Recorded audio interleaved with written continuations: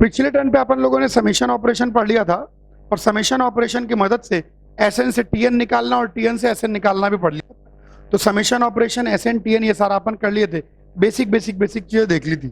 Sequence की definition देख ली, progression की डेफिनेशन देख ली, सीरीज की डेफिनेशन देख ली, समेशन ऑपरेशन को देख लिया, उसकी प्रॉपर्टीज देख ली, उसकी अलजेब्रा देख ली, काफी सारी चीज देख ली। उसके लास्ट में इस चैप्टर के अंदर इस पार्ट के बाद अपन को 3 चीजें पढ़नी होती है। जो बेसिक अपने इंट्रोडक्शन पार्ट पिछले टर्न पे किया, उसके बाद 3 चीजें बस इस चैप्टर में और पढ़नी है। उसमें से पहली चीज पढ़नी है study of different progressions and its properties. अलग अलग प्रोग्रेशंस की स्टडी और उनकी प्रॉपर्टीज की स्टडी। दूसरी चीज अपन को पढ़नी है एएमजीएम इनइक्वालिटी और तीसरी चीज अपन को पढ़नी है समेशन ऑफ सीरीज। छोटा सा चैप्टर है, introduction, progression, summation of series, over. लेकिन ये सीक्वेंस है बड़ा जबरदस्त। और जो आपने समेशन ऑपरेशन सीखा, ये तो एक नंबर।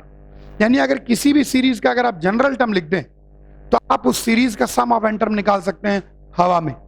आओ चलो अब क्वेश्चन करते हैं। थोड़े से क्वेश्चन नहीं मतलब प्रोग्रेशन के बारे में पढ़ते हैं। चलिए बात करते हैं सब बच्चे प्रोग्रेशन को लेकर, प्रोग्रेशन के बारे में। चलिए सबसे पहले आज हम लोग शुरुआत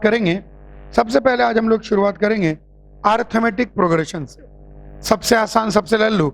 और मुझे तो ऐसा याद आ रहा है कि शायद 10th क्लास के अंदर, शायद 10वीं में भी अरिथमेटिक प्रोग्रेशन आ चुका है, तो इसलिए समझने में काफी आसानी होगी। आइए बात हम लोग करें अरिथमेटिक प्रोग्रेशन। अगर हम अरिथमेटिक प्रोग्रेशन की बात करते हैं तो इसको शॉर्ट फॉर्म में एपी कहते हैं। Arithmetic progression is also known as AP. अगर इसका अपन बेसिक फॉर्म की बात करें तो इसका रूप कैसा होता है, ये दिखने में कैसी होती है, बहुत सिंपल। अरिथमेटिक प्रोग्रेशन बनती है बार बार एक ही नंबर को जोड़कर। अरिथमेटिक प्रोग्रेशन बनती है बार बार एक ही नंबर को जोड़कर। जब आप बार बार एक ही नंबर को जोड़ते हैं तो अरिथमेटिक प्रोग्रेशन बन जाती है। जब आप बार बार एक ही नंबर को जोड़ते हैं तो वह बन जाती है अरिथमेटिक प्रोग्रेशन। ठीक है, यानी कहने का मतलब, मान लीजिए पहला टर्म है ए, अब इसमें डी जोड़ दो तो अगला टर्म ए प्लस डी, फिर डी जोड़ दो, ए प्लस 2d, फिर डी जोड़ दो, ए प्लस 3d, फिर डी जोड़ दो, ए प्लस 4d। ये कहलाती है अरिथमेटिक प्रोग्रेशन। अरिथमेटिक प्रोग्रेशन बनती है बार बार एक ही नंबर को जोड़कर। ये कहलाता है फर्स्ट टर्म, जिसको शॉर्ट फॉर्म में एफटी भी हम लोग कभी कभी लिख देते हैं। और डी कहलाता है, D is called common difference. और डी जो है वो इस सीरीज का कॉमन डिफरेंस कहलाता है, जिसको शॉर्ट फॉर्म में सीडी भी लिख देते हैं, कॉमन डिफरेंस। ये है हमारा पहला टर्म T1, ये है हमारा दूसरा टर्म T2, ये है हमारा तीसरा टर्म T3, ये है हमारा चौथा टर्म T4, ये है हमारा 5वां term T5 and so on. Arithmetic progression एक बहुत ही आसान सी प्रोग्रेशन है जो कि बनती है फर्स्ट टर्म में बार बार एक ही चीज को जोड़कर। ये डी को कॉमन डिफरेंस क्यों कहते हैं? क्योंकि किसी भी आगे वाले टर्म में से अगर आप पीछे वाला टर्म घटाएं, कहने का मतलब T2 माइनस T1 करें या T3 माइनस T2 करें या T4 माइनस T3 करें, किसी भी आगे वाले टर्म में से अगर आप पीछे वाला टर्म घटाते हैं तो डी प्राप्त होता है। इसीलिए कहलाता है दो टर्मों का कॉमन डिफरेंस या सिर्फ common difference. It is simply known as the common difference. और एफ टी कहलाता है फर्स्ट टर्म और डी कहलाता है कॉमन डिफरेंस। ये हो गया एपी का जनरल रूप। ए प्लस डी, ए प्लस 2d, ए प्लस 3d, ए प्लस 4d, बार बार डी जोड़ते आइए, अरिथमेटिक प्रोग्रेशन बनती जाएगी। एक नंबर लीजिए, उसमें बार बार एक ही नंबर जोड़ते जाइए, अलग अलग नंबर मिलते जाएंगे और ये सारे अलग अलग नंबर कहलाते हैं they are in arithmetic progression, they are in AP. अच्छा, ये तो एक बात हो गई हमारे पास T1, T2, T3, T4, T5 को लेकर। एक और बात, अगर अपन इसका जनरल टर्म की बात करें, जनरल टर्म लिखना हमारे लिए कोई मुश्किल काम नहीं है।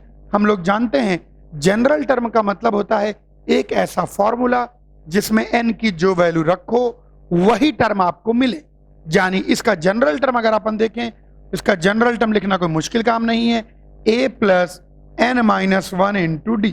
थोड़ा सा ऑब्जर्व करें, हर टर्म में ए तो आता ही आता है, लेकिन पहले टर्म में 0D, दूसरे टर्म में 1D, तीसरे टर्म में 2D, चौथे टर्म में 3D, पांचवें टर्म में 4D, तो nवें टर्म में n-1D।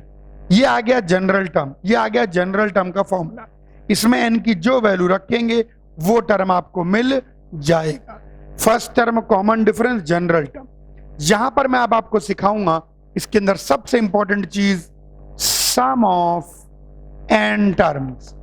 Some of n term यानी Sn निकालने के इच्छुक है। Sn का बच्चों मतलब हो गया T1 plus T2 plus T3 करते करते करते करते Tn तक। इसके अंदर Sn एक अलग ही प्रकार से निकालते हैं, सब बच्चे बोर्ड पर देखेंगे। मन में इच्छा उमड़ रही है कि हम सम ऑफ एन टर्म निकालें, तो ये इसका मतलब first term plus second term plus third term plus fourth term, ऐसे करते करते करते करते nth टर्म की बात करें तो a plus n-1 into D. इस सीरीज का सम ऑफ एन टर्म निकालने के गजब ही पैंतरा है। हम चाहें तो समेशन ऑपरेशन से भी निकाल सकते हैं, और मैं आपको समेशन ऑपरेशन से भी निकाल के बताऊंगा, लेकिन एक सिंपल पैंतरा है, पूरी सीरीज को उल्टा करके लिख दें। पूरी सीरीज को उल्टा करके लिख दें तो पीछे ये वाला टर्म यहां आ जाएगा a प्लस n-1d, इसके नीचे दिखाई पड़ेगा a प्लस n-2d, इसके नीचे दिखाई पड़ेगा a प्लस n-3d, और ऐसे करते चले जाएंगे तो a आ जाएगा। अब इन दोनों को जोड़िए, जरा ध्यान से देखिए, Sn और Sn 2 टाइम्स Sn आ जाएगा। अब देखो यहां फर्स्ट और लास्ट को जोड़ेंगे, सेकंड और सेकंड लास्ट को जोड़ेंगे, थर्ड और थर्ड लास्ट को जोड़ेंगे, और यहां लास्ट और फर्स्ट को जोड़ेंगे। देखिए जब आप इन दोनों को जोड़ेंगे तो आपको प्राप्त होगा 2a plus n-1 into D. जब इन दोनों को जब आप जोड़ेंगे तो यहां पर भी प्राप्त होगा 2a plus n-1 into D. वाह, जब इन दोनों को जोड़ेंगे तो फिर से प्राप्त होगा 2a plus n-1 into D. ऐसे अगर करते चले जाएंगे और इन दोनों को लास्ट में जोड़ेंगे तो 2a plus n-1 into D. वाह, यानी इसका वैल्यू भी 2a plus n-1 into D, इसकी वैल्यू भी 2a plus n-1 into D, इसकी वैल्यू भी 2a plus n-1 into D, इसकी वैल्यू भी 2a plus n-1 into D. और ये 2a plus n-1 into D कितनी बार आ रहा है? n बार आ रहा है, क्योंकि आपने n टर्म जोड़े हैं, पहला टर्म, दूसरा टर्म, तीसरा टर्म, ऐसे n टर्म। तो ये आ जाएगा n times 2a plus n-1 into D, और हमको फॉर्मूला मिल गया सम ऑफ n टर्म का n/2 into 2a plus n-1 into D. अगर एपी का अर्थमेटिक प्रोग्रेशन का नंबर ऑफ टर्म्स पता है n, फर्स्ट टर्म पता है a, कॉमन डिफरेंस पता है d, तो उसका सम ऑफ एन टर्म पता। अच्छा, एक बात और नोटिस करें कि ना सिर्फ हमको सम ऑफ एन टर्म का फॉर्मूला पता लगा, बल्कि एक बहुत इंपॉर्टेंट प्रॉपर्टी पता लगी। क्या इंपॉर्टेंट प्रॉपर्टी पता लगी? कि किसी भी अर्थमेटिक प्रोग्रेशन में फर्स्ट और लास्ट टर्म का सम वही होगा जो सेकंड और सेकंड लास्ट का टर्म सम होगा, वही होगा जो थर्ड और थर्ड लास्ट का सम होगा, वही होगा जो फोर्थ और फोर्थ लास्ट का होगा, एंड सो ऑन। यानी कहने का मतलब फर्स्ट और लास्ट टर्म का sum same as second second last का term same as third third last का sum same as fourth fourth last का सम। यानी आगे और पीछे से बराबर दूरी पर आने वाले टर्म का सम सेम होता है। Sum of terms at equal distance from front end is same. आगे और पीछे से बराबर दूरी पर आने वाले टर्मों का सम सेम होता है। जो वैल्यू फर्स्ट और लास्ट की होगी वही सेकंड और सेकंड लास्ट की होगी, वही थर्ड और थर्ड लास्ट की होगी, एंड सो ऑन। तो दो इंपॉर्टेंट फॉर्मूले अपन ने निकाले। एक तो जनरल टर्म के बारे में पता लगा लिया कि भाई जनरल टर्म क्या होता है, आइए जिसको ऐसे ब्लॉक का बना दें, जनरल टर्म। और दूसरा हमने पता लगा लिया सम ऑफ एन टर्म। किसी भी सीरीज में दो चीजें बहुत ज्यादा इंपॉर्टेंट होती है, उसके अलावा सीरीज की प्रॉपर्टी तो खैर रहती है, वो तो खैर अपनी जगह है, तो हमने दो इंपॉर्टेंट चीजें पहले, अर्थमेटिक प्रोग्रेशन का फॉर्म देखा, अर्थमेटिक प्रोग्रेशन को समझा, उसका जनरल टर्म पता लगाया और उसका सम ऑफ एन टर्म पता लगाया। आओ, ये अर्थमेटिक प्रोग्रेशन के बारे में बेसिक जानकारी हमने इकट्ठी कर ली है। आइए अर्थमेटिक प्रोग्रेशन पर बेस्ड 2-3 बढ़िया सवाल लगाए जाए। आइए कुछ छोटे सवालों से शुरुआत की जाए। एक छोटा सा क्वेश्चन कहता है, if in an AP 6th term is 9 and 10th term is 16, find the 13th term। हाँ, ये सबसे बेसिक किस्म के क्वेश्चन होते हैं। देखिए, सोचिए, समझिए, अर्थमेटिक प्रोग्रेशन बनाने के लिए, एपी को बनाने के लिए बस दो ही चीजें चाहिए, फर्स्ट टर्म और कॉमन डिफरेंस। अगर फर्स्ट टर्म पता, कॉमन डिफरेंस पता तो एपी पता। फर्स्ट टर्म अगर पता है, बार बार कॉमन डिफरेंस जोड़ते जाओ, बार बार कॉमन डिफरेंस जोड़ते जाओ, काम बन गया। तो एपी के लिए अगर फर्स्ट टर्म पता, कॉमन डिफरेंस पता तो एपी पता। चलिए, अच्छा, यानी एपी को जानने के लिए सिर्फ दो चीजें जाननी है, फर्स्ट टर्म और कॉमन डिफरेंस। यानी दो चीजें जानने के लिए कितनी इक्वेशन चाहिए? 2। यानी एपी के बारे में सब कुछ पता करने के लिए वी नीड ओनली 2 इक्वेशन। और देखो, यहां पर 2 इक्वेशन हमको गिवन है। 6th टर्म 9 है, यानी T6 इज 9। 10th टर्म 16 है, यानी T10 इज 16। 13th टर्म निकालना है, T13 पता करना है। सबसे बेसिक सवाल यही बनते हैं। आइए इनके साथ थोड़ा खेलें। 6th टर्म 9 है, यानी a + 5d 9 हो गया। 10th टर्म 16 है, यानी a + 9d 16 हो गया। देखा जाए तो दो इक्वेशन, दो वेरिएबल सॉल्व कर सकते हैं खटाखट। चलो मिलजुल के करते हैं। इसको हम लोग इक्वेशन 1 कह देते हैं, इसको इक्वेशन 2 कह देते हैं। अगर 2 में से हम 1 को घटा दें तो a + 9d, a + 5d, a से कट जाएगा। 9d में से 5d गया तो 4d, और 16 में से 9 गए 7, तो कॉमन डिफरेंस 7/4 निकल के आ गया। अब इसकी वैल्यू यहां रख दें या यहां रख दें? जैसे हम 1 में रख देते हैं, पुट इन 1, क्योंकि वो इजी है। तो a + 5 × d 7/4, ये 9 के बराबर आ गया। तो a की वैल्यू आ गई 9 - 35/4, 9 4 = 36। a की वैल्यू आ गई 1/4। कैलकुलेशन चेक कर लें एक बार, कुछ ज्यादा ही अच्छा हो गया। 7 5 = 35, बिल्कुल सही है, a 1/4। तो आपको एपी का कॉमन डिफरेंस भी पता, एपी का फर्स्ट टर्म भी पता। तो 13th टर्म निकालना हमारे लिए कौन सी बड़ी बात है? 13th टर्म आप निकाल सकते हैं कैसे? कहकर a + 12d के बराबर होगा। तो a कितना आ जाएगा? 1/4 प्लस 12 टाइम्स d कितना आ जाएगा?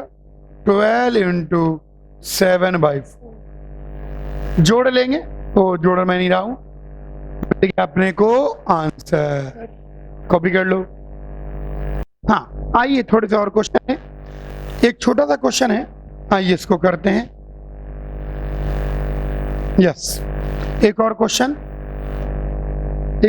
कहता है, in an AP third term is, in an AP third term is 4 times the first term, is 4 times the first term. In an AP, third term is 4 times the first term, and sixth term is 17. Find the AP. हाँ भाई, find the AP। आइए बात करें। देखिए, AP में third term 4 times the first term है, and sixth term is 17। Find the AP. Find the AP का मतलब है कि एपी का फर्स्ट टर्म और कॉमन डिफरेंस निकाल दीजिए। एपी में दो ही चीजें होती हैं, फर्स्ट टर्म और कॉमन डिफरेंस। अगर ये दोनों पता तो पूरी एपी पता। चलिए लिखते हैं, third term is 4 time the first term, तो third term is 4 time the first term and sixth term is 17, T6 is 17। चलिए रिश्तों को लिखें, third term a plus 2d is 4 time the first term a, six term is 17 यानी a plus 5d is 17। तो दो equation आ गई, यहां से निकल के आ गया 2d जो है वो 3a के बराबर है और यहां से a प्लस 5d 17 है। आइए सिंप्लीफाई कर लेते हैं, d की वैल्यू या a की वैल्यू किसी की भी वैल्यू रख दें, मान लो a की वैल्यू रख दें, a की वैल्यू कितनी है 2d/3, तो यहां पर 2d/3 प्लस 5d 17 हो जाएगा। ये मैंने यहां से a की वैल्यू रख दी, तो यहां से 3 5 15, तो 17d/3 17। वाह, d की वैल्यू बेहतरीन 3 निकल के आ गई, d की वैल्यू यहां 3 रख दें तो 2 into 3 is equal to 3a, a की वैल्यू 2 आ गई। ये लीजिए, बस सीरीज मिल गई। क्योंकि अरिथमेटिक प्रोग्रेशन में अगर कोई आपसे बोलता है फाइंड द सीरीज, तो उसका इतना ही मतलब है कि फर्स्ट टर्म और कॉमन डिफरेंस निकाल दीजिए। Simply find the first term and the common difference. चलिए एक और क्वेश्चन करते हैं। हाँ आइए एक और बेहतरीन क्वेश्चन लें, एक और बेहतरीन क्वेश्चन लें, ध्यान देखेंगे इस क्वेश्चन को। छोटे छोटे खेल खेल रहे हैं। क्वेश्चन कहता है थर्ड टर्म, क्वेश्चन कहता है third term in an AP, third term in an AP is 18 and seventh term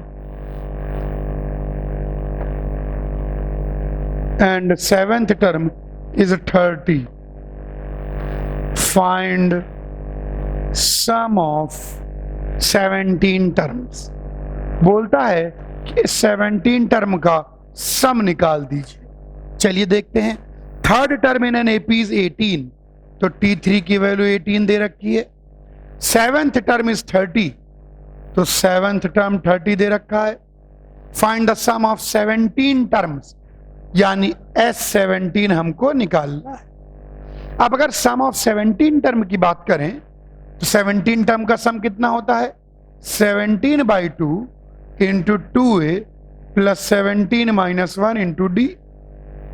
भाई a और d तो पता करेंगे अभी अपन, तो यहां पर अगर देखें तो 17/2 2a प्लस 16d, तो 2 से अगर डिवाइड कर दें तो a प्लस 8d, यानी अगर a और d की वैल्यू मुझे पता लग जाएगी तो मैं यार रख दूंगा, बात बन जाएगी।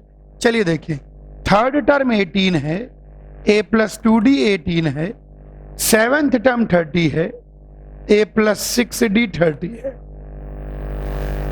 चलो क्या इन दो इक्वेशन से a और d निकाल सकते हैं? बहुत आराम से निकाल सकते हैं। इसके साथ थोड़ा सा खेलते हैं, इसको ऐसे लिख दो, a plus 2d plus 4d is 30। ऐसा मैं इसलिए लिख रहा हूं क्योंकि मुझे a प्लस 2d की वैल्यू पता है 18, तो 18 प्लस 4d की वैल्यू 30 आ गई, तो 4d की वैल्यू 30 माइनस 18 12 आ गई। वाह, तो d की वैल्यू 3 आ गई, इसमें d की वैल्यू 3 रख दीजिए, तो a प्लस 6 इक्वल टू 18, तो a की वैल्यू 12 ही आ गई। वाह, a को 12 d को 3 रख दें तो 17 12 प्लस 8 इंटू 3, कैलकुलेट कर लेंगे जो भी आता है, कौन कैलकुलेशन करे, आ गया हमारा आंसर। टेंशन ना लें, ऐसे नहीं इसको लल्लू, धीरे धीरे धीरे धीरे लेवल बढ़ेगा, बढ़ता ही चला जाएगा। आइए, एपी कोई ऐसी लल्लू सी नहीं है कि आप समझें कि सारे क्वेश्चन ऐसे आते हैं, इसमें बहुत अच्छे अच्छे क्वेश्चन आते हैं। आइए एक और क्वेश्चन लिया जाए, एक और क्वेश्चन हाँ जो भी निकल के आता है उसी कैलकुलेशन चक्कर होना पड़ो। ओके, एपी की हल्की फुल्की बातें अपन ने जान ली। आइए एपी की कुछ प्रॉपर्टीज जाने और फिर एपी पर और बेहतरीन क्वेश्चन करें। अब मैं सबसे पहले आपको बताऊंगा प्रॉपर्टीज ऑफ एपी। अभी अपन ने ज्यादा क्वेश्चन नहीं किए, सम और डिफरेंस के छोटे क्वेश्चन किए हैं, अभी बेहतरीन बेहतरीन क्वेश्चन तो अब आएंगे। आइए कुछ छोटी मोटी प्रॉपर्टीज ऑफ एपी देख लें और फिर हम लोग आगे बढ़ेंगे। सबसे पहली और सबसे बेसिक एपी की प्रॉपर्टी यह है कि एपी को किसी भी नंबर से मल्टीप्लाई कर दो, किसी भी नंबर से डिवाइड कर दो, कोई भी नंबर जोड़ दो, कोई भी नंबर घटा दो, AP रिमेन्स एन AP। जैसे मान लीजिए हमारे पास एक AP है, A plus D, A plus 2D, A plus 3D, ये प्लस 4D, ये हमारे पास कोई AP है।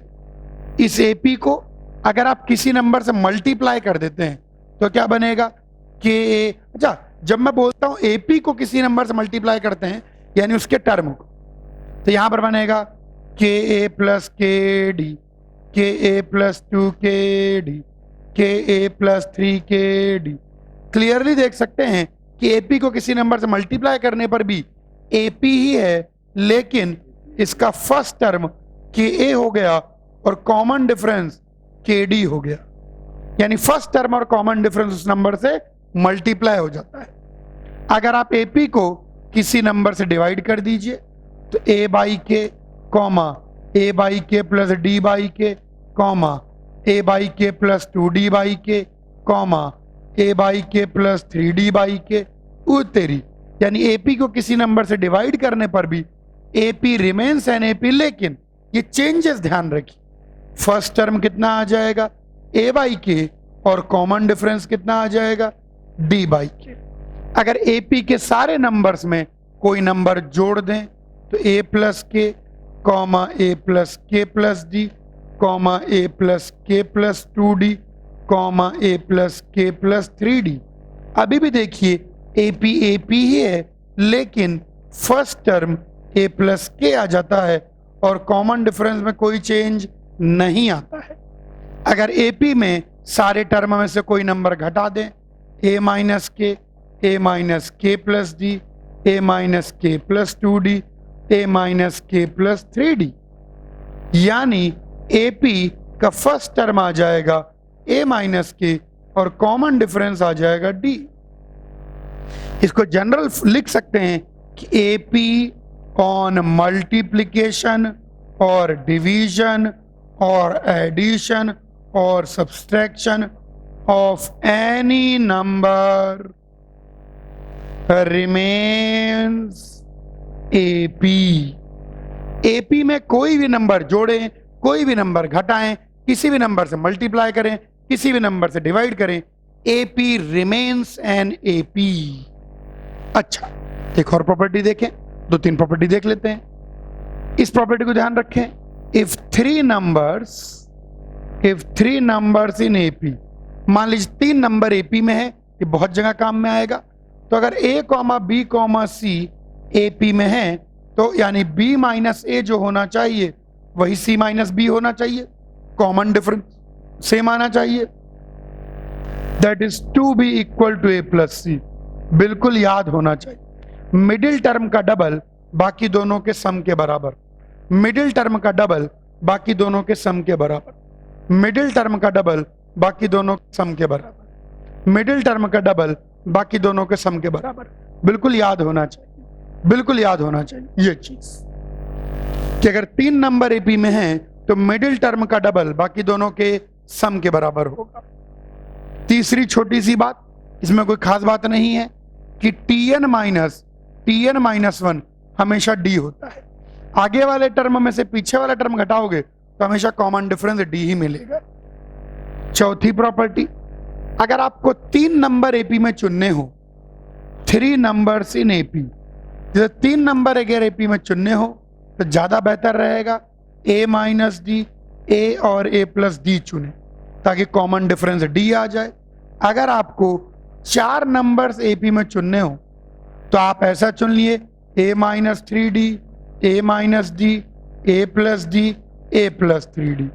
ध्यान देना, इस सीरीज में कॉमन डिफरेंस D है, जबकि इस सीरीज में कॉमन डिफरेंस 2D है।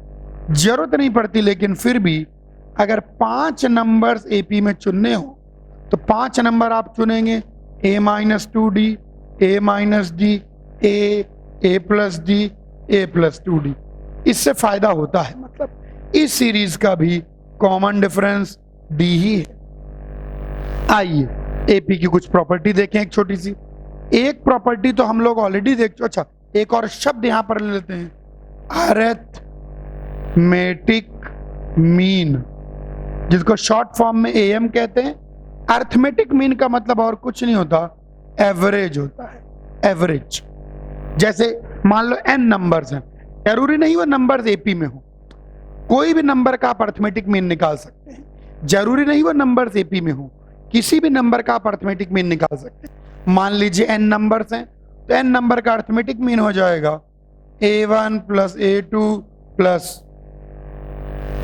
a3 प्लस a4 करते करते plus an whole upon n। ये चीज कहलाती है अर्थमेटिक मीन या एवरेज। नंबर्स का अर्थमेटिक मीन निकालने के लिए जरूरी नहीं है कि वो एपी में हो, a1 a2 a3 a4 का एपी में होना जरूरी नहीं है, एवरेज तो किन्हीं भी नंबर्स का निकाला जा सकता है। आइए और प्रॉपर्टी लें।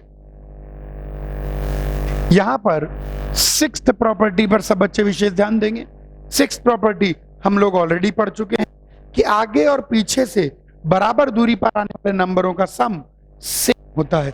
मैं एक बार फिर भी लिख देता हूं, sum of terms at equal distance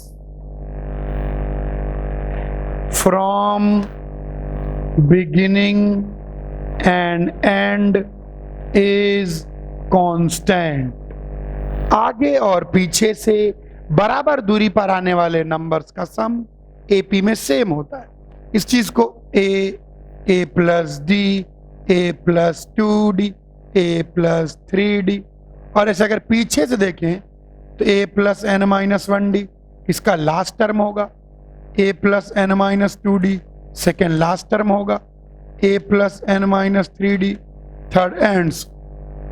अगर आप ध्यान से देखें, सिर्फ आंखों से देखें, जो वैल्यू फर्स्ट और लास्ट टर्म के सम की आ रही है वही वैल्यू सेकेंड और सेकेंड लास्ट टर्म के सम की आ रही है, वही वैल्यू थर्ड और थर्ड लास्ट टर्म के सम की आ रही है।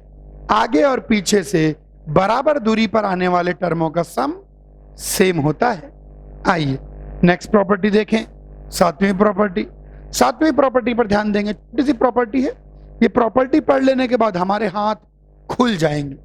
ये प्रॉपर्टी पढ़ लेने के बाद हमारे हाथ खुल जाएंगे और हम भर भर के सवाल लगाएंगे। एवरी टर्म, बिल्कुल ध्यान देंगे, every term in AP is arithmetic mean of two terms equidistant from it. आइए इसको मैं समझाऊं, इसका क्या मतलब है। आइए एक एपी लिखते हैं, a plus D, a plus 2d, a plus 3d, a plus 4d, a plus 5d, a plus 6d। थोड़े टर्म लिखने पड़ेंगे, a plus 7d, a plus 8d, a plus 9d and so on. कोई भी term आप ले लें, take any term. अच्छा ये बताओ, दो नंबर का अर्थमेटिक मीन क्या होगा? अगर आप दो नंबर की बात करेंगे तो दो नंबर का arithmetic mean a plus B by 2 हो जाए। एवरेज, अर्थमेटिक मीन का सिंपल सा मतलब एवरेज है। अच्छा, अब ये कहता है एवरी टर्म इन एपी, कोई भी टर्म आप एपी का ले लें, it is arithmetic mean of two terms equidistant from it. हर एक टर्म अपने से बराबर दूरी पर आने वाले टर्मों का अर्थमेटिक मीन होगा। देखिए, इस टर्म से बराबर दूरी पर ये दोनों टर्म भी आते हैं, इस टर्म से बराबर दूरी पर ये दोनों टर्म भी आते हैं, इस टर्म से बराबर दूरी पर ये दोनों टर्म भी आते हैं, और इस टर्म से बराबर दूरी पर ये दोनों टर्म भी आते हैं। अगर आप ध्यान से देखेंगे तो यह जो टर्म है, यह टर्म इन दोनों का एवरेज भी है, इन दोनों का एवरेज भी है, यानी दिस प्लस दिस बाई 2 करोगे यही आएगा, दिस प्लस दिस बाई 2 करोगे यही आएगा, दिस प्लस दिस बाई 2 करोगे यही आएगा, दिस प्लस दिस बाई 2 करोगे यही आएगा। जहां तक आप दोनों टर्म ले सकते हो। अब इसके बाद तो अब टर्म है नहीं तो नहीं ले पाओगे। अर्थमेटिक प्रोग्रेशन का हर एक टर्म, अर्थमेटिक प्रोग्रेशन का हर एक टर्म अपने से बराबर दूरी पर आने वाले टर्मों का अर्थमेटिक मीन होता है, यानी एवरेज। अब हर एक टर्म अपने से बराबर दूरी पर आने वाले टर्म, तो उससे जो बराबर दूरी पर आने वाले टर्म होंगे उन दो टर्मों का अर्थमेटिक मीन क्या होगा? This plus this by 2। तो ये एपी की सिंपल सी प्रॉपर्टी है कि अर्थमेटिक प्रोग्रेशन का कोई भी, आप जैसे ये टर्म ले लें, तो ये भी किसके बराबर, this plus this by two, this plus this by two and so on. कोई भी अगर आप टर्म लेते हैं तो अरिथमेटिक प्रोग्रेशन का हर एक टर्म अपने से बराबर दूरी पर आने वाले टर्मों का हमेशा अरिथमेटिक मीन होता है। अपने से बराबर दूरी पर आने वाले टर्मों का हमेशा अरिथमेटिक मीन होता है। ये आ गया। ये हो गई 7 प्रॉपर्टीज। प्रॉपर्टीज तो हो गई 7, लेकिन इन पर बेस्ड जबरदस्त सवाल बनते हैं, बहुत बेहतरीन सवाल बनते हैं। आइए इन पर बेस्ड अब हम सवाल लेंगे। अब सवालों का लेवल ऊपर बढ़ता चला जाएगा और धीरे धीरे IIT एडवांस तक पहुंच जाएगा। आइए एक छोटे सवाल से शुरुआत करते हैं।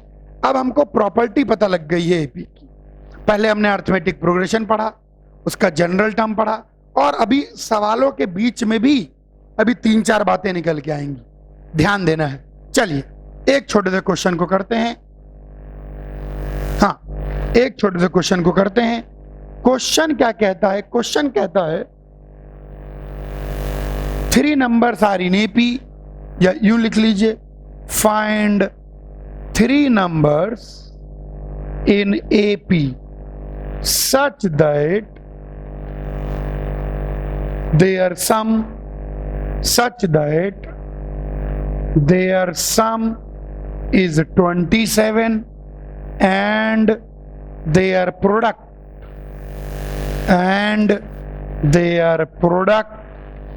is 504।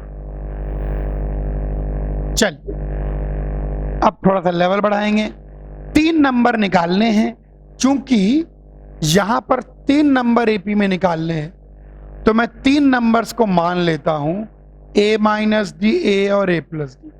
मैंने आपको सिखाया हुआ है कि 3 नंबर अगर AP में मानने हो तो कैसे मानेंगे, 4 नंबर अगर AP में मानने हो तो कैसे मानेंगे, 5 नंबर अगर AP मानने हो तो कैसे मानेंगे। तो 3 नंबर हमने मान लिए। अब पहला कहता है उनका सम 27 है, तो A minus D plus A plus A plus D, ये 27 आ गया। और उनका प्रोडक्ट 504 है, तो A minus D into A plus D is 504। देखो ऐसे नंबर मानने से कितना तुरंत फायदा हुआ। देखो यहां से D से D कट गया, 3A की वैल्यू 27 आ गई, A की वैल्यू 9 आ गई एक बार में। और यहां देखिए कितना फायदा हुआ, A minus D A plus D, A square minus D square बन गया। A की वैल्यू 9 है, रख दीजिए, तो 9 into 9 square 81 minus D square 504 है। आइए 9 से डिवाइड कर दें, 9 5 जा 45, तो 45 54, 9 6 जा 54। वाह, 81 माइनस डी स्क्वायर 56 निकल के आ गया, तो 81 माइनस 56 डी स्क्वायर निकल के आ गया। 56 और 4 कर देते 60, 70 80 25, डी स्क्वायर निकल के आ गया, तो डी की वैल्यू प्लस माइनस 5। अब देखिए फर्क नहीं पड़ रहा, अगर डी को आप प्लस 5 लेंगे तो यही नंबर आएंगे 9 माइनस 5 4, 9, 9 प्लस 5 14, और यहीं पर अगर डी को माइनस 5 लेंगे तो यही नंबर आएंगे 14, 9 और 4। नंबर तो वही है, नंबर तो वही है। अब देखो ये क्वेश्चन में अगर अभी हम मान लेते A plus D A plus 2D, तो आपको पता नहीं इतना भयानक होगा, दिमाग की दही बन जाती। लेकिन हमने 3 नंबर ऐसे माने तो सम करते एक लाइन में A की वैल्यू पता, कॉपी कर ले,